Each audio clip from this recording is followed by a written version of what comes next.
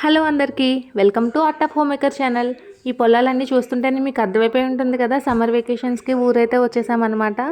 ఇక్కడ మేము ఇలా వెళ్తుండగా దారిలో ఒక ఆయన ముంజులు అమ్ముతా కనిపించాడండి. మనకి సిటీలో అయితే 100 రూపీస్కి 10 పీసెస్ ఇస్తున్నారు. ఇక్కడ ఎంత అని అడిగాను, 60 రూపీస్కి 12 పీసెస్ అయితే ఇస్తున్నారనమాట.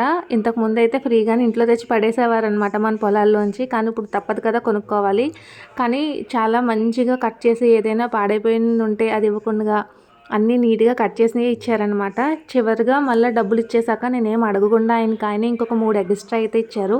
మనం సిటీలో అంత పెట్టుకొని ఇంకొకటి ఇమ్మన్నా కూడా ఇవ్వరనమాట. సో ఇక్కడ డబ్బులకే కాదండి, మనుషులకు కూడా బాగా వాల్యూ ఇస్తారనిపిస్తుంది.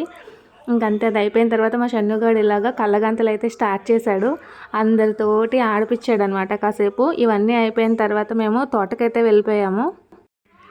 ఇక్కడ పనస చెట్లకు చూడండి, పనసకాయలు ఎంత బాగా ఉన్నాయో. అలానే ఇక్కడ సౌండ్ కూడా వినండి ఒకసారి.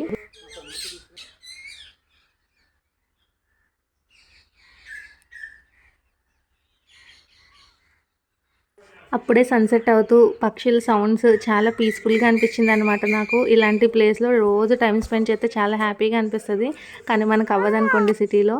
ఇప్పుడు సపోటాలు అవన్నీ కొయ్యట్లేదు, కొడుతున్నాము. కింద రాలిన తర్వాత వాటిని వేరుకొని ఇంటికైతే పట్టుకెళ్ళిపోయాము అనమాట. చూసారా ఎంత బాగున్నాయో. నేను ఇక్కడ మీకు ఇంకొకటి చూపిస్తాను చూడండి. ఎక్కడి నుండో నీళ్ళు మోసుకుని రాలేక ఇక్కడ పనిచేసే ఆయన ఇక్కడ ట్యూబ్ పెట్టాడు. అక్కడ అది కాలువ అనమాట. దాంట్లో నీళ్ళు పోస్తే ఈ ట్యూబ్లోంచి ఇలాగా ఇక్కడ ఈ గొయ్యిలోకి వస్తాయి అన్నమాట. అప్పుడు ఇక్కడ వాటర్ నిండిపోయిన తర్వాత ఆ నీటిని తీసుకుని ఇక్కడ మొక్కలకు వేసుకుంటున్నాడు. ఈ ఐడియా మీకు నచ్చిందా?